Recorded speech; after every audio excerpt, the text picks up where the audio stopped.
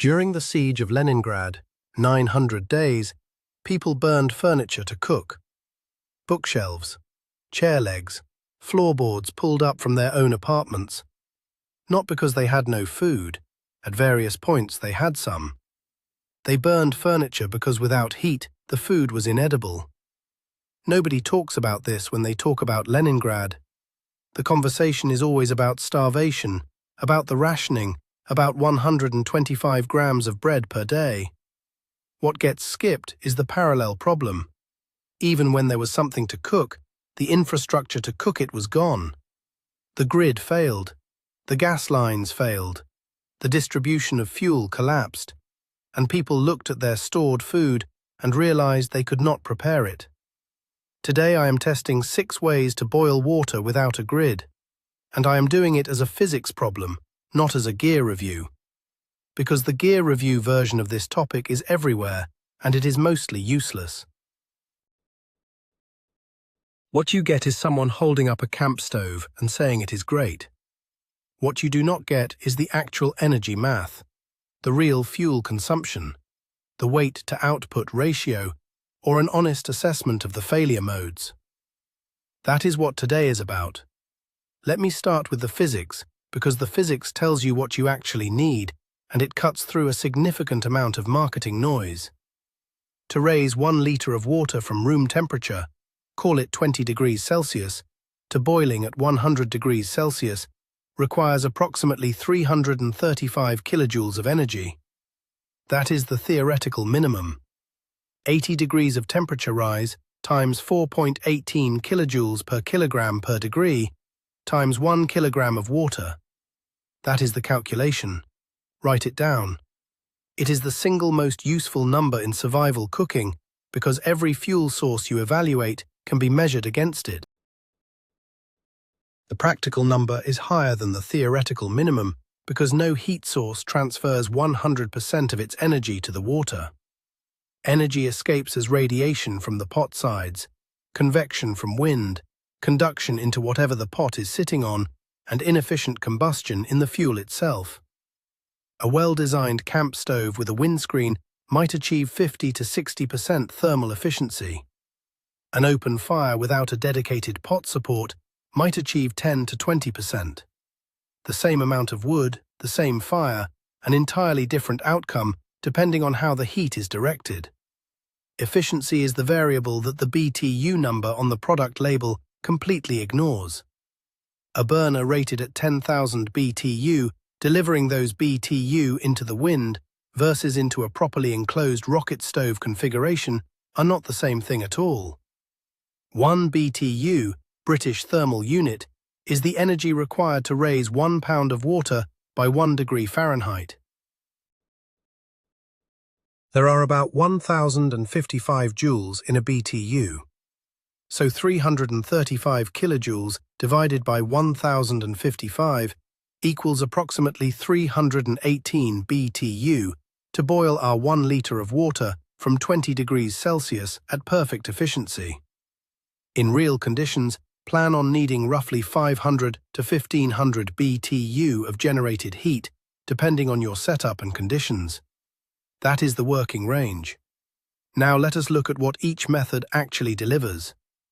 Before the tests, I want to spend another minute on efficiency, because it is genuinely counterintuitive and it explains why results that seem impossible on paper are completely real in practice. The thermal efficiency of a heat source is not a fixed property of the fuel. It is a property of the entire system. The fuel, the combustion geometry, the pot support, the windscreen or lack of one, the lid on the pot, the altitude, and the ambient temperature. All of those variables interact. Consider altitude first. Water boils at lower temperatures as altitude increases because atmospheric pressure decreases. At sea level, boiling point is 100 degrees Celsius. At 1,500 meters, it is approximately 95 degrees. At 3,000 meters, it is approximately 90 degrees. This means 2 things for our calculation. First, you need slightly less energy to reach boiling at altitude. Second, and this matters more, food takes longer to cook at altitude because the boiling temperature is lower. Rice that cooks in 18 minutes at sea level may take 25 or more at altitude. Your fuel consumption per meal goes up, even though your fuel consumption per boil might go down slightly. If you are in a high-altitude location, factor this into your planning. Now consider ambient temperature. Starting water temperature dramatically affects fuel consumption. In my test, I used 20 degrees Celsius water, comfortable room temperature. In a winter emergency scenario, your stored water may be 5 degrees or even colder. To boil 1 liter from 5 degrees Celsius requires approximately 398 kilojoules, not 335, 18% more energy. In an extended winter grid-down situation, that gap compounds across every cooking operation. Your fuel supply is 18% shorter than you calculated if you planned around summer water temperatures. Wind deserves its own discussion. Wind is the single most destructive variable for outdoor cooking efficiency. A camp stove running without a windscreen in a 15-mile-per-hour breeze can lose 30 to 50% of its thermal output to convection. The burner is generating the heat, but the wind is carrying it away before it reaches the pot. A well-fitted windscreen that wraps the burner and pot tightly can recover most of that loss. This is not a marginal improvement. Going from no windscreen to a proper windscreen in moderate wind conditions can cut your boiling time in half and your fuel consumption accordingly. Every outdoor heat source should be operated with a windscreen. Everyone. Make this a standard part of your kit rather than an afterthought. Method 1. Propane camp burner. Propane has an energy density of approximately 46 megajoules per kilogram. A standard 1-pound isobutane propane canister contains roughly 400 grams of usable fuel, which translates to about 18,000 kilojoules of stored energy. A mid-range camp burner running on that canister at medium heat outputs roughly 7 to 10,000 BTU per hour, depending on the burner design. My test result: 1 liter of water from 20 degrees Celsius to a full rolling boil in 4 minutes and 18 seconds. Fuel consumed: approximately 11 grams of propane measured by weighing the canister before and after. Cost per boil at current canister prices, roughly 22 cents US per boil. That 1-pound canister gives you about 36 boiling operations under these conditions. The advantages are significant. Propane is fast, controllable, produces no smoke, and works reliably across a wide temperature range down to about freezing, below which butane blend performance drops. The disadvantages are also significant. The canisters are a consumable. You will run out. They cannot be refilled from bulk storage in most household configurations. And they are a pressurized, flammable gas container, which means you are limited in how much you can reasonably stockpile, depending on local regulations and common sense. The thing propane does that nothing else does as cleanly: it works indoors without meaningful smoke. It also works immediately, with no startup time. For daily cooking in an extended disruption, propane from bulk tanks, 20-pound or 100-pound cylinders, is a genuinely different proposition from single-use canisters. The energy per dollar and energy per kilogram of storage improves dramatically at bulk scale. If you are serious about cooking redundancy, bulk propane with a compatible burner adapter deserves serious consideration. Method 2. Rocket stove brick construction. A rocket stove is a specific combustion geometry. It uses an L-shaped combustion chamber, a horizontal feed channel where you push in small diameter fuel, and a vertical exhaust channel directly above the combustion point. The design creates an intense, focused, efficient burn from very small pieces of wood. The key insight from the physics: you are concentrating the heat at a small point rather than spreading it across a large fire. This dramatically improves the percentage of combustion energy that reaches the pot.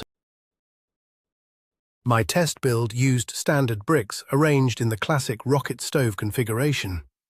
No cement, no special materials. About 45 minutes to build, completely reusable, no cost for the stove itself once you have the bricks. Result: 1 liter to boiling in 7 minutes and 12 seconds. Fuel consumed: approximately 220 grams of small diameter dry hardwood sticks, roughly pencil to thumb diameter. Cost per boil: near zero if you have access to wood. The rocket stove ran cleanly and hot. Smoke was minimal compared to an open fire because the combustion temperature was higher and the draft was strong. The rocket stove is, by a significant margin, the best all-around option for extended grid-down cooking if you have outdoor access and access to wood. The fuel is renewable, widely available, zero cost in most rural and suburban settings, and the stove itself has no consumable parts. The limiting factors are: it requires outdoor use due to smoke, it requires small diameter fuel prepared in advance, and it takes a few minutes to reach operating temperature from a cold start. None of those are serious problems in a planned cooking scenario. Method 3. Open wood fire. This is the baseline that every other method gets compared to in terms of familiarity. Everyone has seen a campfire. Most people have not done the energy math on one. My test: standard campfire, 3 medium-sized logs, built to a cooking bed of coals before placing the pot. I timed from flame establishment, not from coal bed, because that is the real-world scenario. Result: 11 minutes and 40 seconds to boiling. Fuel consumed: substantially more wood than the rocket stove, approximately 800 grams to build the fire and sustain it through the boil. The thermal efficiency of an open fire transferring heat to a pot sitting above it on a basic grate is roughly 15 to 20%. You are generating a large amount of heat, and most of it is going sideways into the air. The open fire is the worst option for fuel efficiency, but it has 2 properties nothing else matches. It requires zero specialized equipment, and it scales to cooking large volumes. For boiling 5 gallons of water for sanitation purposes, an open fire on a large grate is practical in a way that a single-burner camp stove is not. For daily cooking of modest quantities, it is wasteful and slow. The smoke is significant and rules it out entirely for indoor use. Method 4. Sterno and alcohol gel. Sterno cans, the chafing dish fuel you see at catered events, burn ethanol gel at roughly 19 megajoules per kilogram of fuel. A standard 2.5-hour Sterno can contains approximately 180 grams of fuel. My test result: 1 liter to boiling in 22 minutes and 8 seconds. Fuel consumed: 1 entire standard Sterno can with a small amount remaining. Cost per boil: approximately $1.40 at retail prices. The Sterno result is the one that surprises people most. 22 minutes is a long time. The burner output is low, roughly 1,000 to 1,500 BTU per hour, and the efficiency of heat transfer from a flat open flame gel burner to a pot is poor. Sterno does have legitimate applications: keeping food warm at a consistent low temperature, heating small portions of food that do not require full boil, and providing a heat source in situations where smoke is completely unacceptable and speed is not the priority. But for actual emergency cooking of staples, rice, beans, pasta, which require sustained boiling, Sterno is underpowered. The cost per boil is the highest of any method I tested. The heat output is too low for cold weather without a significant windscreen. If Sterno is your primary emergency cooking plan, you have a gap. Method 5. Candles, clustered. This test used 9 standard large pillar candles arranged in a cluster beneath a small pot on a wire rack. This is a method that circulates in preparedness communities, and I wanted to test it against actual numbers rather than dismiss it theoretically. Result: I did not achieve a full boil. After 45 minutes, the water reached approximately 82 degrees Celsius. 9 candles produce roughly 1,000 BTU per hour total. The theoretical minimum to boil 1 litre from 20 degrees is about 300 BTU. The math should work, eventually. In practice, heat losses through radiation and convection from the pot surface exceeded the heat input from the candles at temperatures above 80 degrees, creating a sealing effect. Adding a close-fitting windscreen and lid improved performance marginally, but I was not able to achieve a full rolling boil in a reasonable time frame. The honest assessment: candles can get water hot enough to rehydrate freeze-dried food, which requires approximately 75 degrees Celsius, not necessarily 100. They can warm soups and canned goods. They cannot efficiently boil water for rice or beans, or for pathogen elimination. Do not build a cooking plan around candles. They are supplemental at best and have the additional risk of being an open flame inside a living space with all the associated hazards. Method 6. Parabolic solar cooker. This test was conducted on a clear day with full sun, ambient temperature around 18 degrees Celsius. I used a commercially available parabolic solar cooker with a focal point reflector, a common type used in food security applications in equatorial regions. Result: 1 litre to boiling in 19 minutes and 30 seconds. Fuel consumed, 0. Cost per boil, 0. The solar cooker delivers roughly 1,000 to 1,500 watts of heat at the focal point under optimal conditions, comparable to a small electric burner. The solar cooker is genuinely impressive under the right conditions, and almost completely useless under the wrong ones. Clouds, rain, winter sun angles, morning and evening hours all reduce output dramatically. In northern latitudes in winter, solar cooking is marginal. At latitude 55 degrees north in December, the sun angle is too low to achieve cooking temperatures even on clear days. Directional tracking is required every 15 to 20 minutes as the sun moves. Wind affects performance, and it requires outdoor use. The solar cooker is not an emergency backup. It is a supplemental cooking method for specific conditions. If you live in a high sun hours region and plan for daytime cooking in fair weather, it is genuinely useful and free to operate. In a northern winter emergency, it is not a realistic primary option. Now the comparison table. 6 methods, 5 variables. Propane camp burner. 4 minutes 18 seconds to boil, 22 cents per boil. Fuel weight for 30 boils is about 400 grams. Indoor capable, yes. No smoke. Weather dependent, no. Rocket stove. 7 minutes 12 seconds. Near zero cost per boil if wood is accessible. Stove weight is negligible since it is built on site. Indoor capable, no. Outdoor only. Weather dependent, marginally. Wind affects performance but not critically. Open wood fire. 11 minutes 40 seconds. Near zero cost. High fuel volume required. Indoor capable, no. Weather dependent, yes. Rain and wind significantly impact. Sterno. 22 minutes 8 seconds. $1.40 per boil. 1 can per boil. Indoor capable, yes. Weather dependent, no, but low output is significantly worsened by cold. Candles. Did not achieve boil in test. Failed to meet requirement for emergency cooking primary use. Solar cooker. 19 minutes 30 seconds. 0 cost, 0 fuel weight. Indoor capable.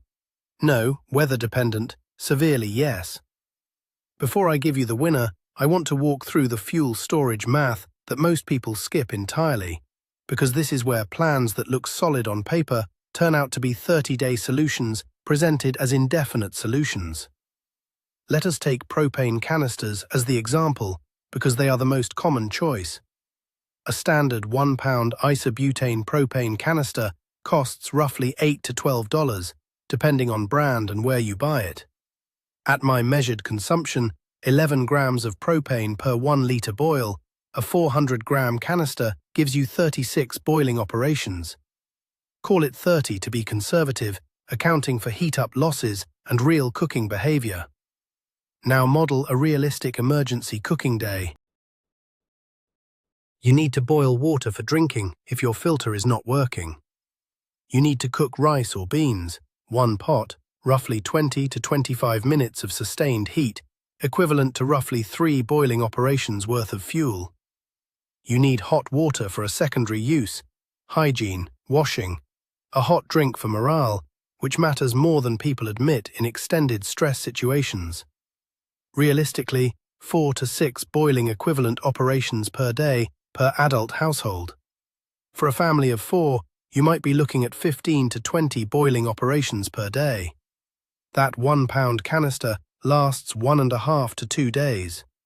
To cover 30 days for a family of 4 on canisters alone, you need roughly 15 to 20 canisters. That is $150 to $240 in fuel for 30 days of cooking.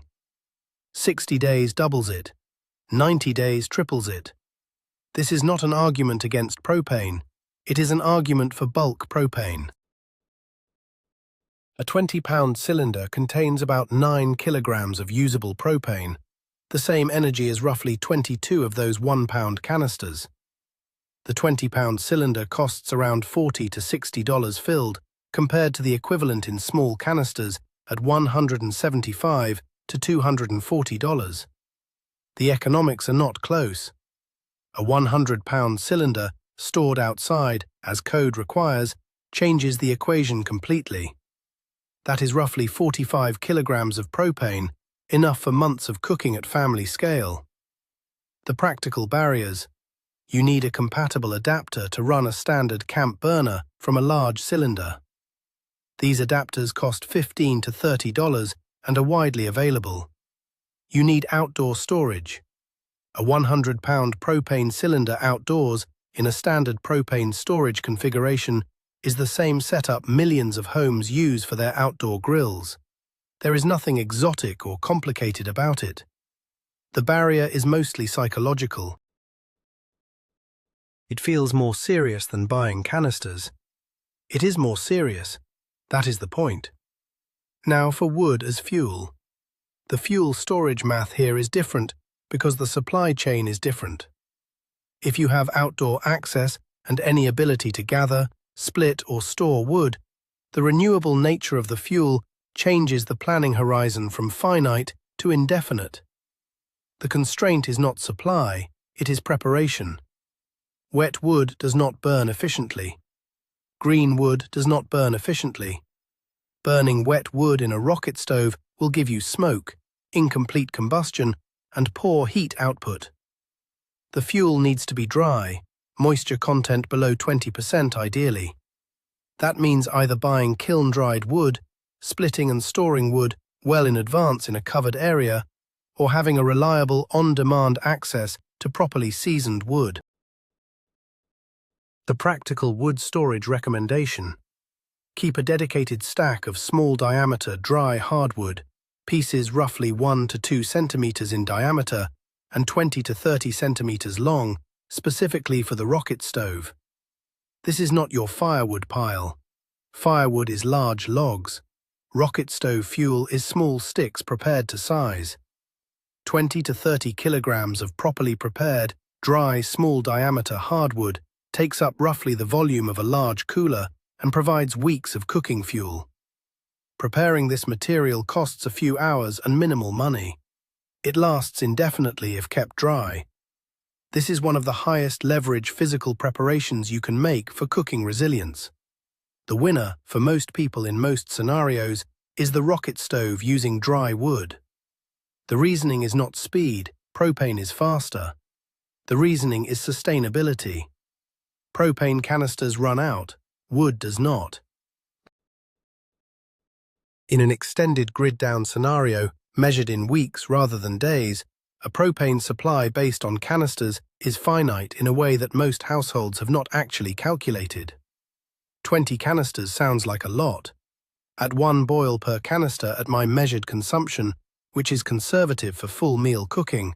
That is 20 days of cooking. 60 days if you are careful. A rocket stove running on wood you can gather or split can run indefinitely. The secondary winner, and the method I would recommend everyone have operational regardless of their primary choice, is a bulk propane setup. 20-pound or larger cylinder with a compatible adapter and quality burner. The cost per boil drops dramatically at bulk scale, the fuel stores safely for years, and the speed and indoor adjacent capability, meaning sheltered outdoor use, is unmatched. There is one additional method I did not include in the main test because it is a different category of solution, but it belongs in this conversation. Thermal cooking, retained heat cooking, is a technique that dramatically reduces fuel consumption for any food that requires long simmering. The principle is simple. Bring the food to a full boil using your heat source, then transfer the pot to an insulated container, a commercial thermal cooker, a hay box, a cooler with blankets, and let the retained heat finish the cooking process over 2 to 4 hours without any additional fuel input. Rice brought to a boil and transferred to a well-insulated box will finish cooking fully in 20 to 30 minutes. Beans brought to a boil and transferred will need 2 to 3 hours, but will cook completely without any additional heat. Soups, stews, oatmeal, pasta, all of them work. The fuel input is just the initial boil.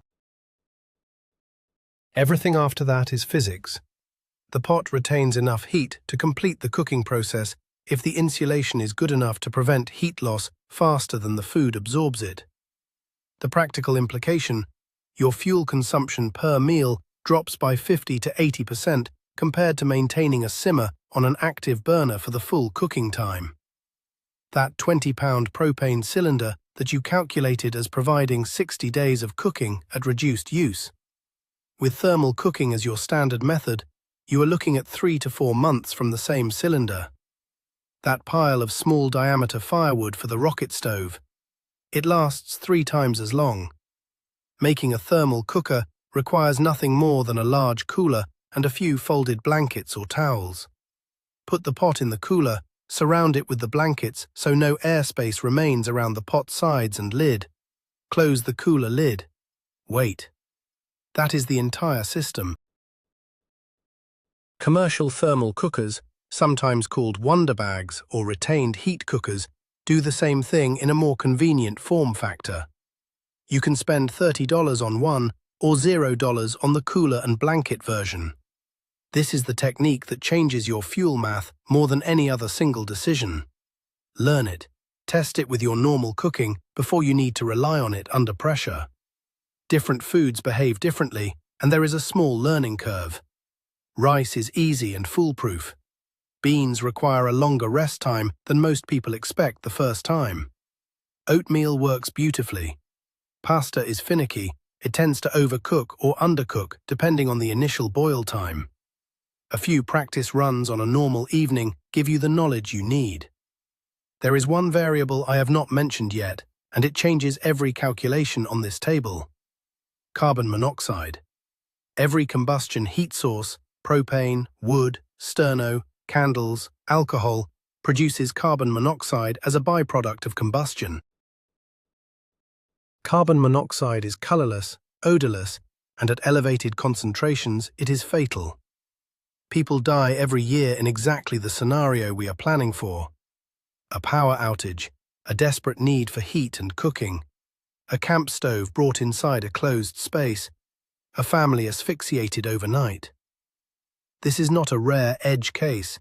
It is a documented, recurring cause of death, specifically in emergency situations. The practical rule is simple. Combustion cooking happens outside, in a garage with the door open, or in a space with continuous fresh air ventilation that you would not close under any circumstances. Indoors means a window open, a door open, and a working carbon monoxide detector running. Sterno and candles have lower output and lower CO production, but lower is not zero. If you are planning for indoor cooking during a winter emergency in a sealed building, you need to design specifically for ventilation. That design work happens now, not when you are cold and desperate and making bad decisions under stress. Let me give you the system map for where we are. Layer 1 was water. Layer 2 was filtration. Layer 3 was calories. Layer 4 was nutrition density. Layer 5 was shelf life and rotation. Today was layer 5.5, not a separate layer, but the operational link between stored food and consumable food. Energy, heat, the mechanism by which raw, stored calories become a meal. 5 layers audited. You are starting to see the connections. Water, energy, heat, food, cooking, they interact. A failure in any one of them cascades. But all of this assumes you can communicate. You need to call for help, get information from outside, coordinate with family, neighbors, community. Communication is layer 6, and it may be the weakest layer in most household preparedness plans because it is the least tangible and the most taken for granted.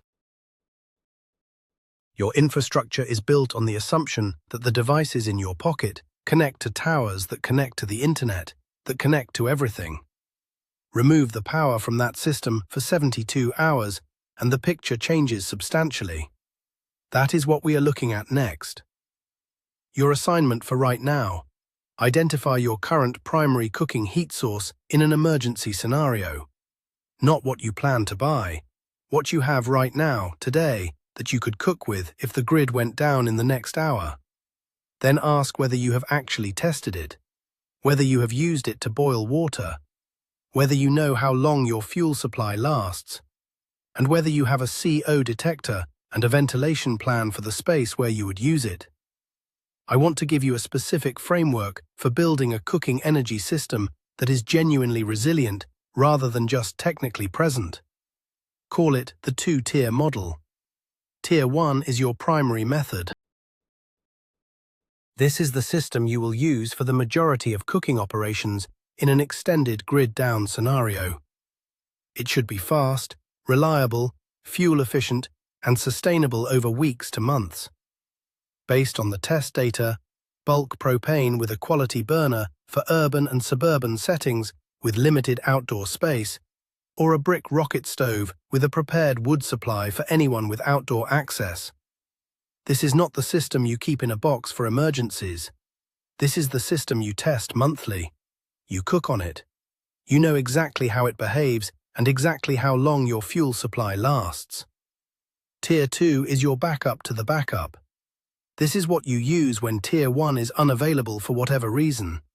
Your propane runs out unexpectedly. Your rocket stove area is inaccessible due to flooding or structural damage. Conditions prevent outdoor use temporarily.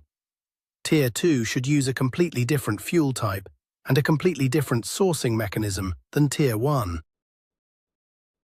If Tier 1 is propane from bulk cylinder, Tier 2 might be wood from a prepared cache or from the yard.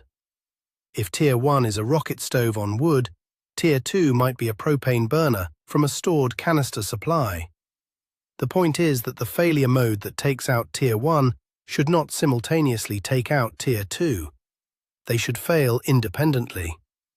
Most households have Tier 2 without realizing it. The camping stove in the garage with 2 canisters, never tested, probably fine. That is not Tier 2. Tier 2 is a system you have operated, whose fuel supply you have audited and calculated, and whose failure modes you understand. 2 canisters is 14 to 20 cooking days for one person if carefully managed, significantly less for a family. Is that enough? Maybe, but you should know the number. The thermal cooking technique I described, retained heat cooking using a cooler and blankets, functions as a force multiplier across both tiers. It is not a separate heat source. It is an efficiency layer that makes any heat source produce more meals per unit of fuel. Apply it to your primary method, apply it to your backup. Your fuel calculations for both tiers should incorporate it. One last thing on the planning side. The Leningrad example I opened with is an extreme case. 900 days, total infrastructure collapse, siege conditions. Most of the scenarios you are actually planning for are measured in days to weeks, not years. A major storm, a regional grid failure, a supply chain disruption that affects gas delivery. In those scenarios, even a modest, well-tested cooking system is an enormous advantage over no system at all. You do not need to solve 900 days. You need to solve 30 to 90 days in a way that does not require perfect conditions or continuous decision-making under stress. Simple, tested, redundant. That is the design target. Test your systems before you need them. The boiling water test costs you 20 minutes and a small amount of fuel. The cost of not testing it is paid under different conditions.